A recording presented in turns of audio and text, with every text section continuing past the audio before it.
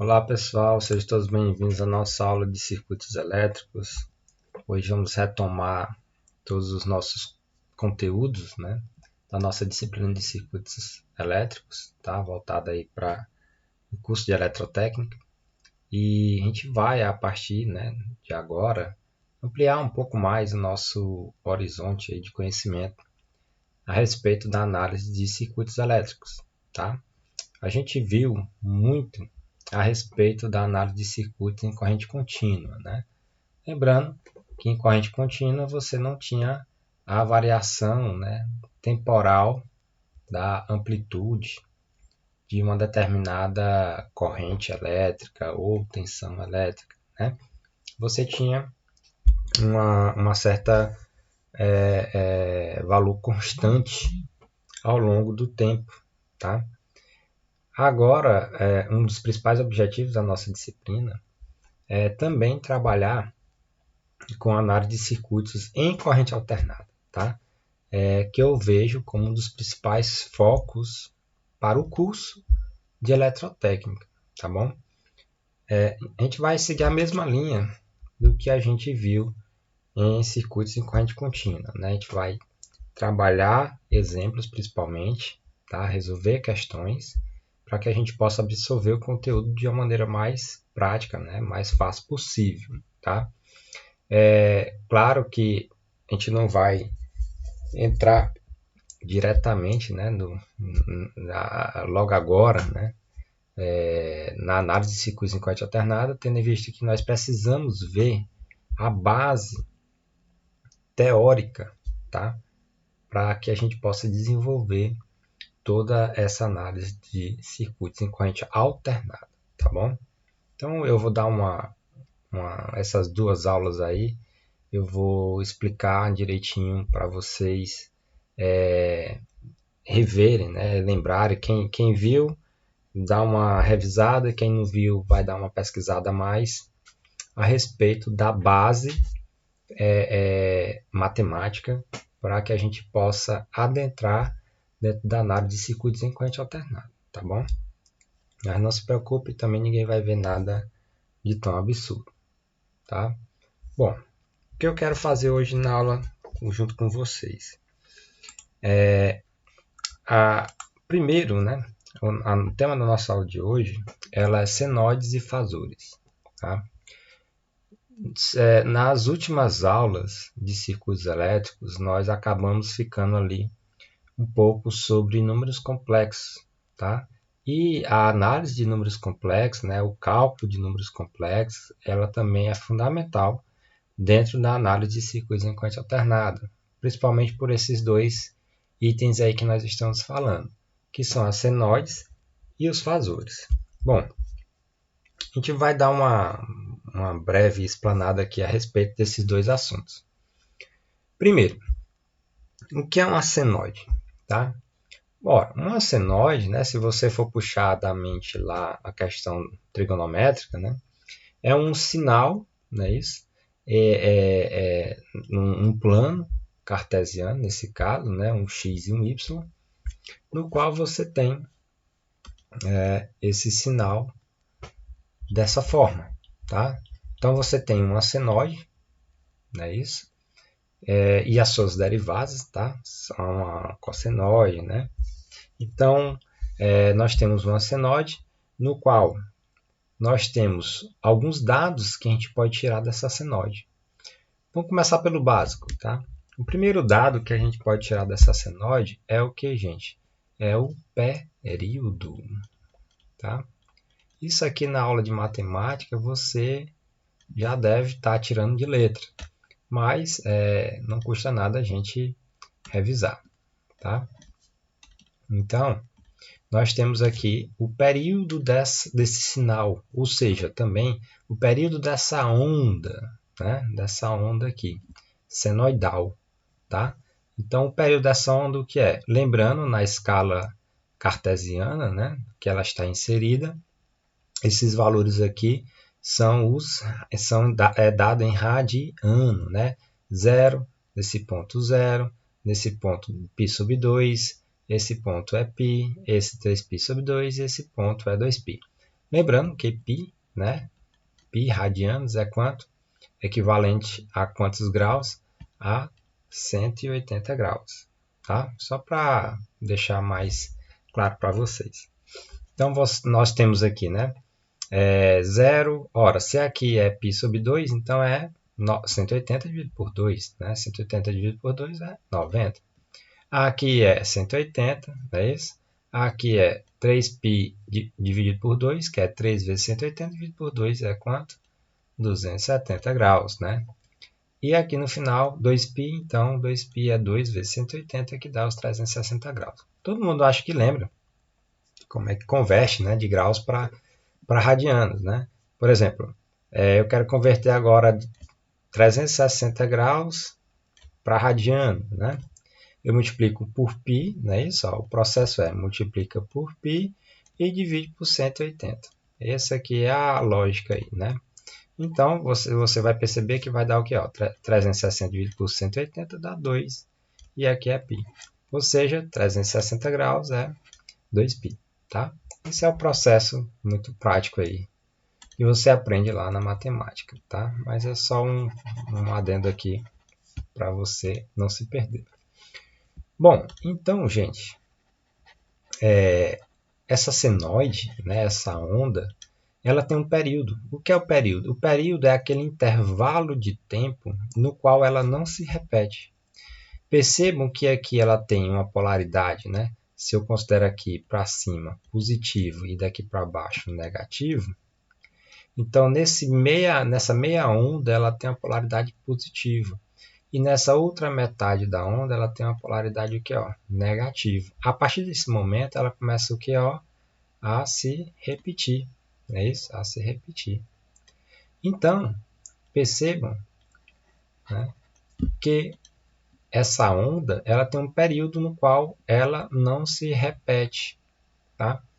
E esse período é exatamente esse valorzinho aqui onde ela morre, onde ela inicia até onde ela morre. Então essa diferença aqui é o período, ou seja, o período dessa onda, né, que eu posso chamar também de t, tá? O período dessa onda aqui no caso é 2π. Legal? Muito bem. Também nós temos, gente, o seguinte: o período de uma onda, né, ela pode ser definida como, o período de uma onda pode ser definida como 2π dividido por ômega. Ora, o que é esse ômega? Ômega, gente, a gente vai chamar de frequência angular, tá? Frequência angular. Ou seja, o período de uma onda é igual a 2π dividido por ômega, no qual ômega é a frequência angular dessa onda, tá? Nós sabemos também, né, um conceito bastante importante é a frequência dessa onda, tá? A frequência dessa onda, que eu vou chamar de f. A frequência f, que é a frequência no qual é o seguinte: quantas vezes essa onda se repete em um determinado intervalo de tempo. Esse é o f, tá? É a nossa frequência. Essa daqui é uma frequência angular, é como se você tivesse uma máquina girando e gerando essa onda aqui, tá? Essa aqui é a frequência no qual essa onda ela se repete a quantidade de vezes num determinado intervalo de tempo, tá? Logo, também nós podemos deduzir lá da matemática que um período de uma onda é o inverso de quem, gente? Da frequência, tá? Então, se você pegar essa equaçãozinha aqui e essa, né, você vai descobrir o que, gente? Ó, o t é quanto? É 1 sobre f, é igual a 2π dividido por ômega. Você vai descobrir que a frequência angular, ó, multiplica o meio pelos extremos, né? Ômega vezes 1 dá ômega, 2πf dá esse valor. Ou seja, a frequência angular de um sinal, né, senoidal, é 2 vezes a frequência, no qual essa frequência é a quantidade de vezes que ela se repete num determinado espaço de tempo ou num determinado período. Tá? Então, isso são conceitos matemáticos, só relembrando vocês aqui, tá bom? Muito bem, essa onda, gente, ela pode ser definida também por uma determinada equação, tá? Vamos imaginar o seguinte, deixa eu refazer aqui. Eu tenho a minha onda senoidal, no qual o período já sei que é 2π, tá? Eu tenho também um dado importante, esse daqui é o que? É o valor máximo de pico positivo dessa onda, que eu vou chamar o seguinte. Vamos imaginar que essa onda, né, no eixo Y, é a tensão de uma determinada fonte, tá? No qual essa tensão ela é função do tempo, ou seja, ela varia em função do tempo. Tá legal? Então você tem uma determinada onda senoidal, que é uma onda de tensão, né, que está variando aonde? No tempo. O tempo está passando e no eixo X, né, você tem o tempo. Então você tem no eixo Y uma tensão qualquer, de uma fonte qualquer, que ela é função do tempo, do tempo. E aqui no eixo X o próprio tempo, né? Ou seja, à medida que o tempo vai passando, essa onda aqui ela vai modificando a sua amplitude. Não é isso? Uma hora ela sobe, uma hora ela baixa, depois cai para menos, depois sobe de novo, né? Então, essa onda ela vai se modificando, ela vai modificando a sua amplitude à medida que o tempo vai passando. Bacana. Ora, então, quando ela chega aqui nesse ponto de pico, né, ela tem um valor máximo, que eu vou chamar de Vm, tá? Positivo, né? Nós estamos aqui na parte positiva da onda. E quando ela chega no valor também mínimo, tá? Eu vou chamar de menos Vm, ou seja, é o mesmo módulo, mas com um sinal trocado, né? Um é positivo e o outro é negativo, tá? Ou seja, aqui é Vm, não é isso? E aqui nesse ponto é menos Vm, que é o valor máximo e o valor mínimo da onda. Em módulos, eles são iguais, mas com sinais invertidos, trocados.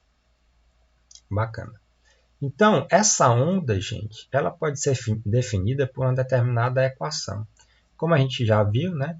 A gente já definiu que essa onda é como se fosse uma onda de tensão de uma determinada fonte, que eu vou chamar de V de T.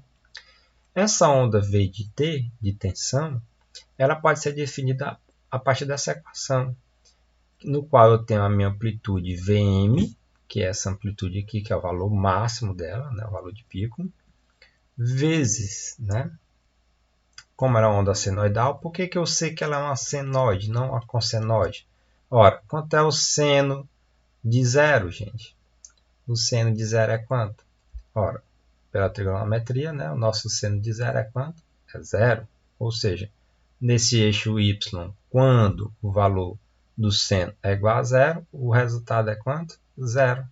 Né? É só você tirar o seno de zero.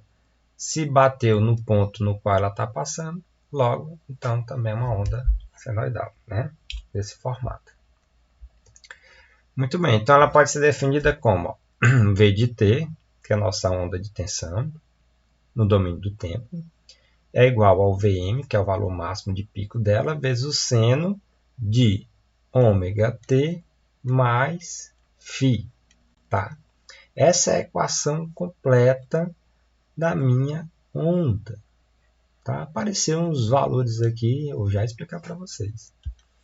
Bom, percebo que eu tenho um valor de pico Vm, a minha onda senoidal, tem um ômega que eu já sei o que é a minha frequência angular, tem o t, que é o tempo, e tenho a minha fase, tá? Então, esse cara aqui, ó, se chama fase da onda, tá? É a fase da onda. E tudo que está dentro do parêntese do seno, tudo que está aqui dentro, eu vou chamar de argumento, tá? Eu só quero que vocês prestem atenção nesses nomezinhos aqui para a gente ir se acostumando, né? Para ficar mais fácil o entendimento de vocês aí no futuro, tá? Então, ó, eu tenho da minha equação de onda completa, eu tenho o valor de pico dela, tá? Esse aqui é o valor máximo, né? O valor de pico. Esse daqui é o seno, por isso que é a onda senoidal, vezes O ômega, que é a minha frequência, né? A minha frequência, o que, ó? Angular, não é isso? O meu t, que é logicamente, né? O tempo, não é isso? E o φ, que é a nossa fase da onda. E eu vou já explicar para vocês o que é essa fase da onda, tá? Então, tudo que está dentro do parênteses do seno, a gente chama de argumento. Tá legal? Então, são alguns dados, algumas definições, né, importantes para você se acostumar dentro da questão de uma onda senoidal, né? Vamos lá. Então, gente, o que seria essa fase, né? Apareceu um dado novo aqui, tá? A fase, gente, perceba o seguinte, essa onda ela pode se movimentar, né, tanto para frente, ó, quanto para trás no tempo, né? Ou seja, ela pode não necessariamente iniciar em zero, mas ela pode iniciar em outro momento aqui. Por exemplo, ela pode iniciar aqui, ó. Vou botar de outra cor, que ela já está vermelho, né? Vou colocar aqui de azul claro. Pronto. Então, ela pode iniciar aqui, ó, tá? E aí, ó, ela segue a mesma lógica, né? Mesma lógica aqui. Legal? Então, ó, percebam que essa onda senoidal, essa onda senoidal aqui que nós acabamos de redesenhar, ela está deslocada no tempo. Como assim deslocada no tempo? Não necessariamente ela está aqui em zero. Ela aqui, quando passou no eixo X, ó, ela se deslocou um pouco, ela teve uma pequena defasagem, tá? Em relação a essa outra. Ou seja, em relação a essa onda aqui, nós temos uma defasagem. Que eu posso dizer que essa defasagem ela tem um determinado valor φ, certo? A questão é se ela pode tanto vir para trás, vamos dizer assim, quanto para frente no tempo, tá? Se, ora, ela está aqui para trás, quer dizer que ela começou antes do tempo, né, em relação a essa aqui.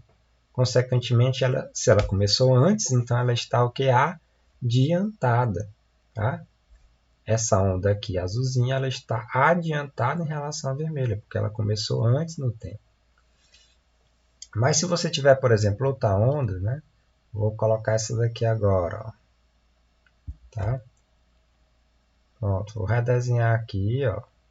Claro, não vai ficar perfeitinho, né, como no desenho, mas você vai perceber o seguinte, ó, que essa outra minha onda aqui, que eu desenhei aqui na cor preta, né, ela também pode ter até a mesma defasagem, ó, φ da onda original. No entanto, ela está o que? Na frente no tempo, né? Então quer dizer o que, ó? Que ela está aqui, ó. Depois que essa onda passou, é que ela apareceu. Então, na verdade, ela está o que? Atrasada em relação à onda original, tá? Então, gente, é só para ficar bem claro na cabeça de vocês, é só você observar aqui no tempo, né? Quem passa primeiro no eixo X, ó. Essa aqui passou primeiro, enquanto essa daqui estava embaixo, né? Se você, por exemplo, tem três ondas, ó. Três ondas. Você tem essa aqui, ó. Opa, deixa eu fazer direitinho. Você tem essa que passou no eixo 0. Você tem outra, né, que passou aqui, ó. Tá? E você tem outra, né, que passou aqui, ó. Então percebam que essa diferença que existe, tá? Pode ser até a mesma, ó. Aqui pode ser φ e aqui também pode ser φ. Pode ser a mesma diferença. No entanto, uma está adiantada, no caso essa daqui, ó. Ela está adiantada no tempo em relação à preta. E essa aqui ela está o quê? Ó? Atrasada no tempo em relação à preta. Por quê? Essa daqui passou primeiro no eixo 0 do que essa daqui. Então ela está adiantada. Ora, Então a preta passou primeiro e só depois passou, ó, a vermelha. Então a vermelha está atrasada e a preta e a azulzinha está adiantada no tempo em relação a φ. E o valor que a gente dá a esse atraso ou esse adiantamento é exatamente a fase dessa onda, né? Que é esse valorzinho aqui, φ. Tá legal? Então, só para clarear aí o pensamento de vocês, vamos fazer um rápido exercício, né, a respeito desse assunto. Então, ó, determinar a amplitude, né? Amplitude, a fase, o período e a frequência dessa senoide. Tá? Ó, essa senoide aqui ela tem ó, V de t, 12 cosseno de 50t mais 10. Percebam que ela pode ser ó, tanto cosseno quanto seno. Não tem problema. Tá? Ela pode aqui, ó, no caso sendo cosseno, ela só vai estar deslocada no tempo. Tá bom? Mas vamos lá para o mais prático, né? A amplitude dessa onda. A amplitude, gente, é só o valorzinho, é sempre o valorzinho que acompanha o cosseno. Qual é o valor que acompanha o cosseno aqui, ó, ou o seno, né? É quem? 12. Então tá aqui, ó. Se é uma onda de tensão, então o valor aqui da amplitude é 12 volts. A fase é aquele ângulozinho que está lá sozinho, né? Deixa eu aumentar aqui para vocês conseguirem visualizar. Tá? A nossa onda, né? Senoidal, ela tem essa característica aqui, ó. V de t igual 12, que é a amplitude, cosseno, né, de 50t mais 10 graus. Tá? Então, nós temos aqui ó, a amplitude, que é quanto? 12 volts. Bacana. Nós temos a fase, que é quanto? A fase está aqui. Ó. A fase é 10 graus. Né? Fase é uma coisa, argumento, né, é outra. Tá? Só para deixar claro aí na cabeça de vocês. Então, nós temos também a frequência angular. Quanto é a frequência angular? Ó, a frequência angular, não falei, mas a frequência angular é dada em radianos por segundo. Tá? Então, a frequência angular é quanto? É sempre o número, ó, a frequência é sempre o número que acompanha o t. Percebam, é sempre o número que acompanha o t. Então, a frequência aqui é quanto? 50, né? Isso aqui é a fase, isso aqui é o valor máximo, né? Ora, o período, gente, ó, a gente não viu que o período não é 2π sobre ômega, né? Logo, né, o período é o que? É 2π sobre 50. Não é isso por quê? Porque ômega é 50. Então, vai dar um valor de 0,1257 segundos. Né? Então, nosso período aqui é um intervalo de tempo no qual essa onda não se repete. Nesse caso, é cerca de 0,1257 segundos. E a frequência dessa onda é o inverso do período. Então, se você dividir 1 sobre t, t é 0,1257, vai dar 7,958 Hz. Lembrando, né, que Hz é quantas vezes essa onda ela se repete em 1 segundo. Tá? Ou seja, 7,958 Hz, essa onda vai se repetir 7,958 vezes, né, em 1 segundo, tá? No qual ela cabe dentro desse período aqui de 0,1257 segundos. Tá bom? Então, só alguns dados práticos aí para vocês perceberem. Muito bem, então a gente viu até agora, né, muito sobre senoide, né? E aí vamos pegar o gancho, né, para a gente não perder o raciocínio, e falar um pouco sobre fasor. O fasor, gente, na verdade é o seguinte, nós vimos que trabalhar com ondas senoidais, né, ela requer um pouco mais da matemática elaborada, né? E o fasor ele vem exatamente para tentar descomplicar essa matemática, tá? Através da utilização de números complexos. Então, o fasor, gente, ele é um número complexo que representa duas coisas, tá? Representa a amplitude e a fase de uma senoide. Ou seja, ao invés de eu trabalhar só com senoides, que aí eu vou entrando seno, cosseno e etc., eu pego, né, e começo a trabalhar com fasores. Lembrando que eu posso fazer essa equivalência, né, entre um senoide e um fasor. Ou seja, Um fasor é um número complexo que representa apenas a amplitude e a fase de uma determinada senoide, né? Então, isso já vai facilitando os meus cálculos matemáticos. Como assim? Ora, se você pegar o eixo, né, dos números imaginários e dos números reais, né, você tem o eixo dos números o que, gente? Complexos, não é isso? O eixo dos números complexos. No qual você tem, ó, lembrando, né? O que seria o números complexos? Ó, raiz de menos 1 é o que, gente? É o j, não é isso? Então, você tem um número complexo z qualquer, ele é sempre ó, a mais ou menos o que? Ó, jb. Aqui pode ser também mais ou menos, né? No qual o a, ele é o que, gente? A parte real desse número complexo. E o jb é a parte o que? Ó, imaginária.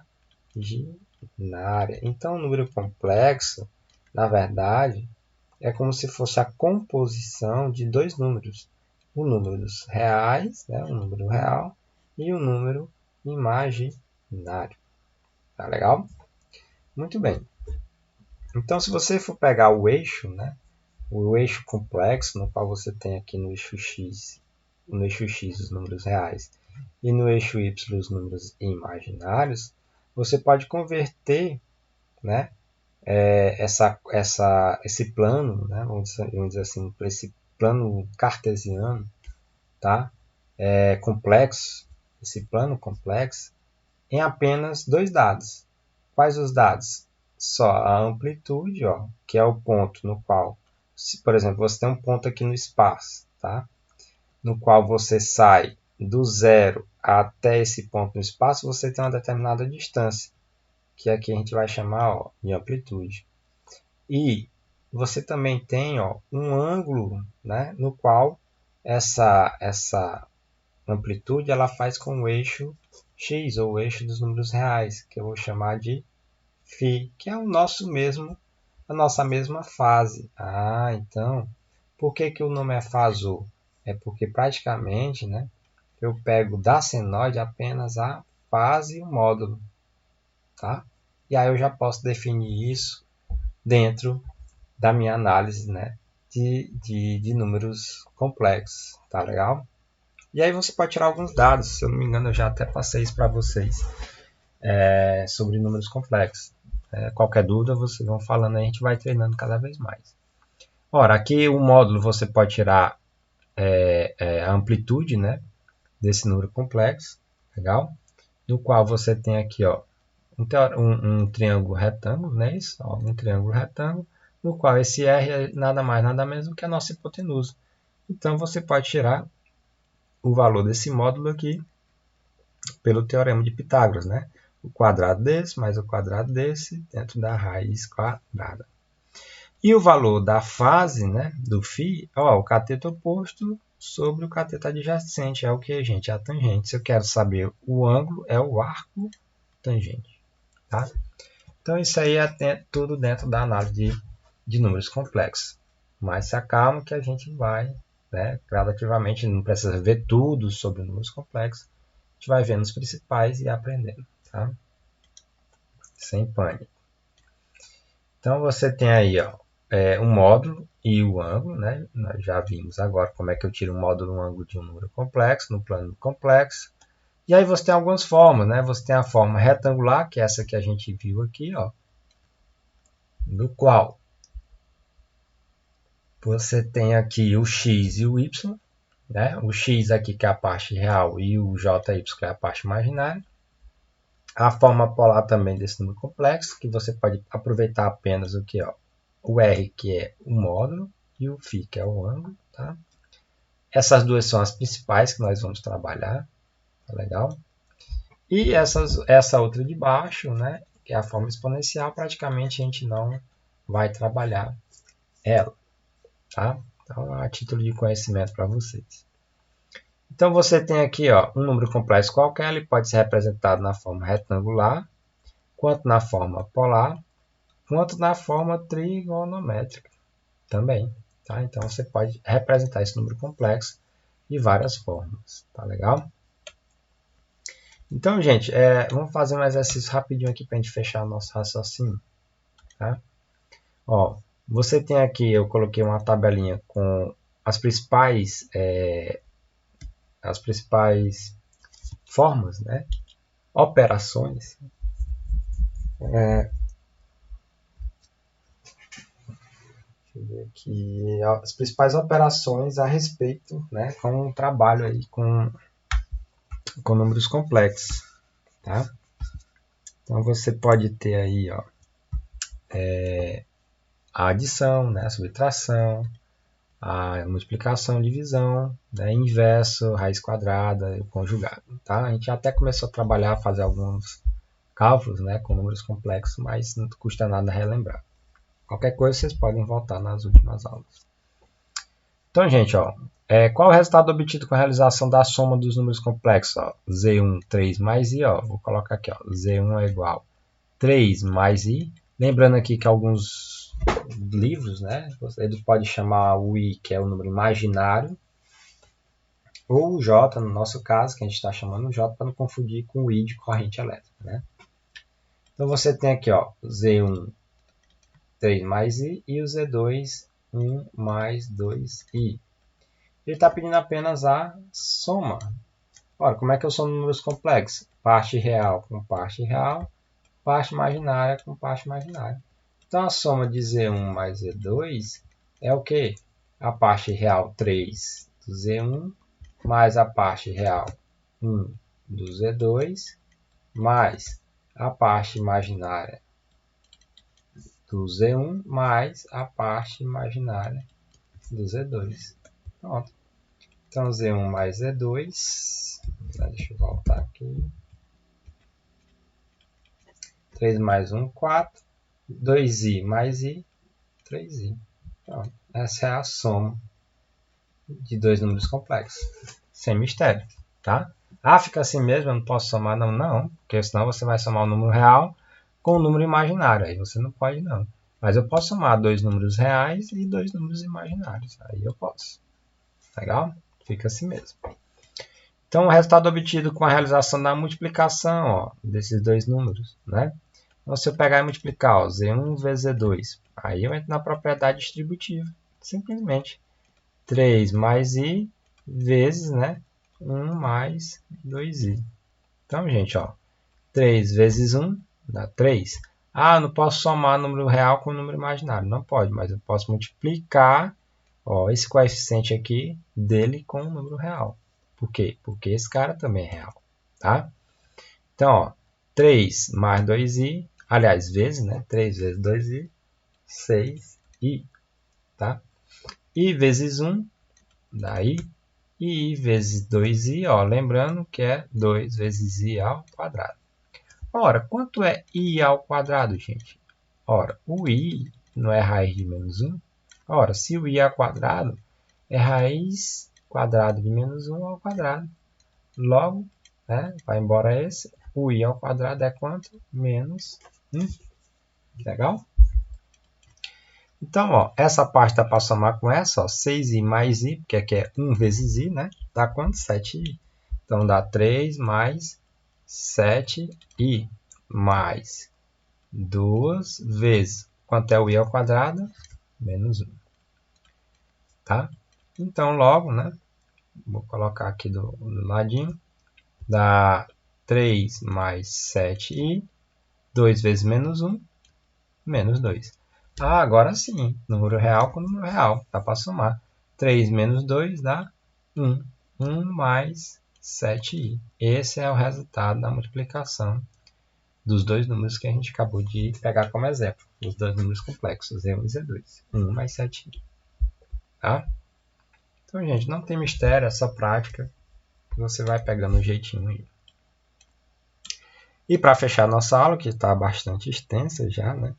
Já está com tempo.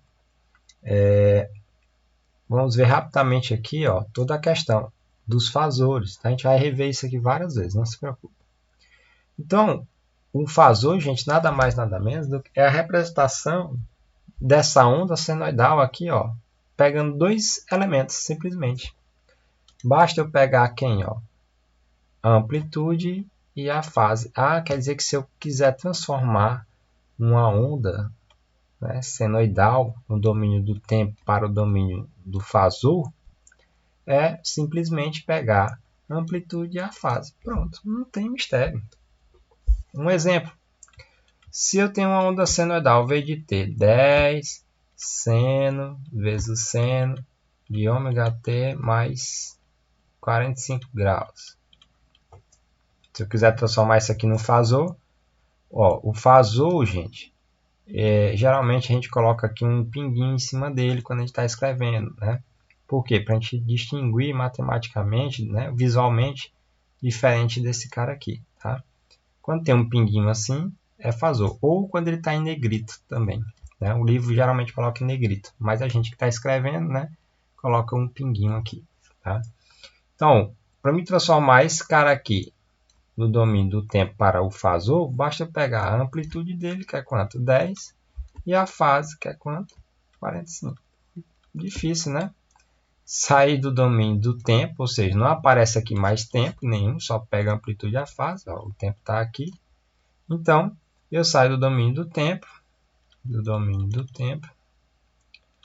para o domínio do fasor. Legal? Domínio do tempo para o domínio do fasor. Basta pegar a amplitude e a fase, tá? E colocar nessa forma aqui. Legal? Depois a gente vai aprender a mexer, né? Transformar do seno, do cosseno, né? E etc, etc. Tá bom? Então não se preocupe. Isso aqui também são fasores, né? No qual você pode, nesse sentido, você pode avançar, e nesse sentido você pode atrasar esse fasor. No caso, aqui você tem um fasor tensão, aqui você tem um fasor corrente, né? E essa diferença aqui, se ela estiver girando no sentido anti-horário, o fasor tensão está adiantado do fasor corrente também, logo, né? O fasor corrente está atrasado em relação à tensão, tá? E vice-versa, né? Se a corrente estiver na frente e a tensão atrás, então a corrente está adiantada, né? Lembrando, que é sempre no sentido de rotação, no sentido anti-horário, tá? Sempre no sentido anti-horário. Legal? Não vou esticar mais a aula agora, já ficou bastante extensa. E aí você rever direitinho, né, a nossa aula sobre circuitos. Uma introdução, acreditem, né, é um resumo bem forte, né, a respeito aí de senoides e fasores. A gente poderia falar muito mais a respeito, mas a gente vai ver ao longo aí da disciplina e resolvendo questões sobre circuitos elétricos envolvendo ondas senoidais, tá bom? Então, até breve, gente. Refaçam essas questões aí que a gente viu e qualquer dúvida, comenta lá no mural do Classroom. Até mais.